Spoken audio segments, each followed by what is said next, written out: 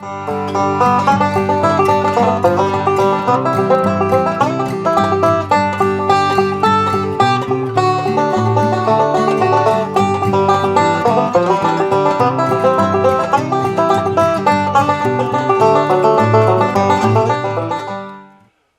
here is Wreck of the Old 97, one of the most famous train wreck songs. I'm going to start this off with a fairly stereotypical banjo intro. It's kind of ugly all by itself, but it works in context. Index is on the second string, and middle is on the first string, and pinch them together, index, middle. Now I'm going to put my index finger here on the first fret of the second string. Leave the first string open and scoot up one fret, still leaving the first string open. So the first string is open all through that, and the index is doing it on the second string. Now I'm going to do my 2 to 3 hammer on the second string. Okay. Now I'm going to take this finger, my index finger, and move it across to the first string. 5, and leaving my second finger in place. That's that measure. So 2, 1, 5, 2, 1, 5, 2, 1. All eighth notes, 1 and 2 and 3 and 4 and is my beat count. And then hammering on the second string, and I drop my thumb here just to give it a little extra punch. You want to use your index finger there, that's fine if that's what you're used to already. So 2, 1, 5, 2, 1, 5, 2, 1. Now this next lick is going to be a 3 to 2 pull off, which we've done a bunch. If you need to work on that, I mean, just work it individually. You can work this whole measure individually because I use this quite a bit. That's a pull off on the third string, 3 to 2 pull off, and then second string. Now I'm sliding from 3 to 5 because that's where my finger already is on the third fret of the fourth string, and I'm sliding from 3 to 5, and then hitting 3, 1, 5, 3, 1. So really it's pull off, second string, forward roll, 4, 3, 1, 5, 3, 1. So that's pull off, slide, 3, 2, 4, 3, 1, 5, 3, 1. Okay? Now, my C sequence is in 2 parts because the melody goes Monroe, Virginia. It goes all the way up to that high G there. So I'm going to start down here with my Cripple Creek C chord. And sometimes I do this with my index and ring. Sometimes I do it with my index and middle. I may do both ways here. I don't know. I will have to see. Anyway, the first note is a hammer on. It's an eighth note, so it's a quick hammer on, but we still want both of those notes in there, the O and the 1. Okay, and I'm dropping my thumb here on the second string because I like the feel of that. And there's my ring finger on the second fret of the first string. So 2, 1, 5, 2, 1, 5, 2, 1. That's all there is to that measure. My next measure, I'm going to slide from 3 to 5. Notice a little curvy line there. That means a slide on my tab anyway.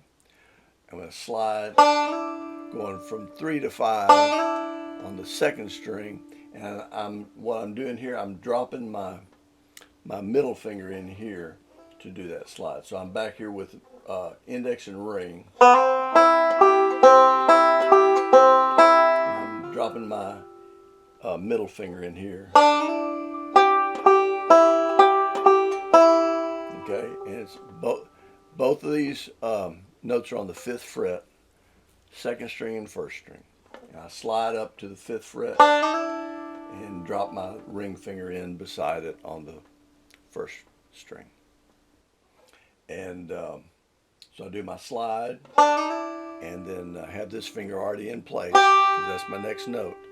And 5, 2, 1, 5, 2. Now that's a different roll than the previous measure because it ends with a quarter note.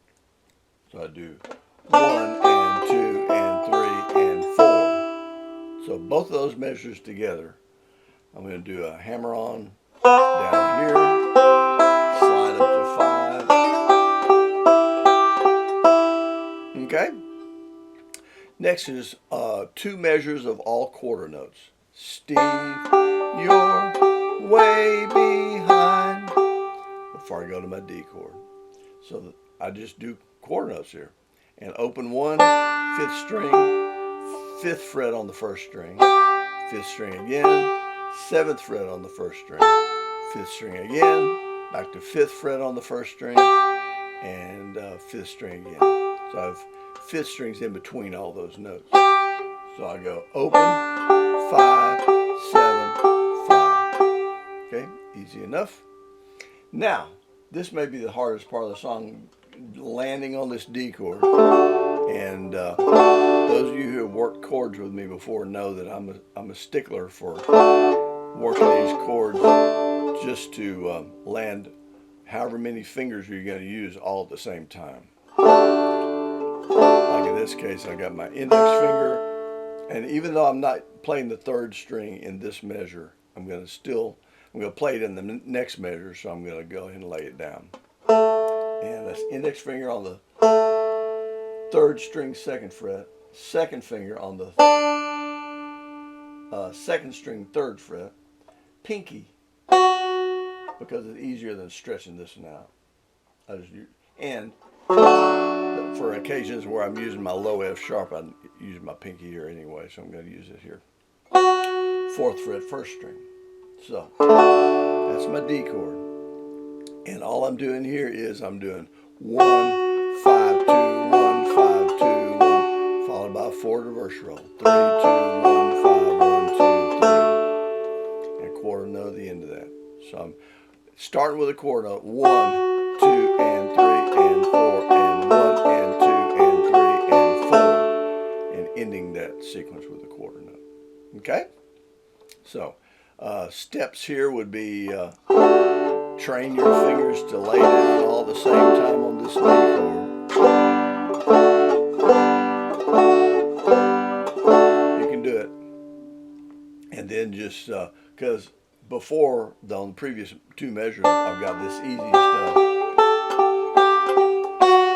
I need my pinky there for sure. Okay.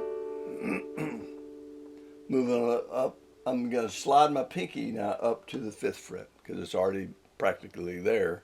And then open. So 5th fret on the 1st string, 5, 3, 1, 5, then open 1st string. And I start repeating myself with my combination pull-off slide that I already did in the 2nd full measure. And here comes my C sequence again, same sequence.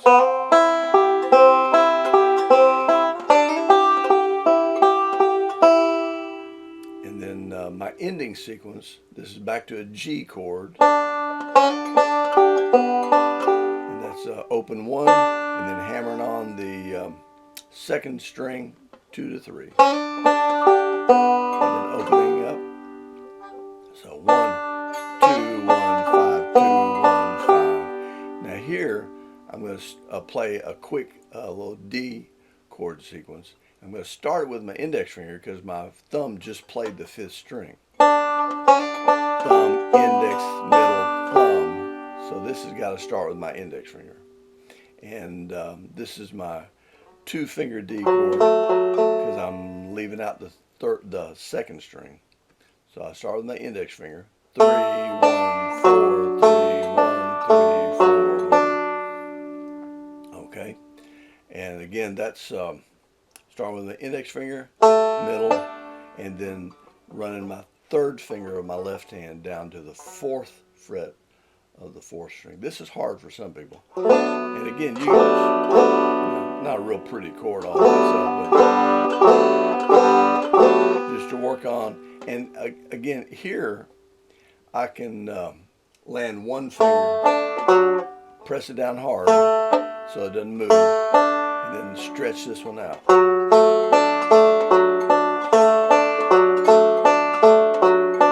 Okay, so that's my D sequence. And then Earl Scruggs' G run, may he rest in peace. And then my intro notes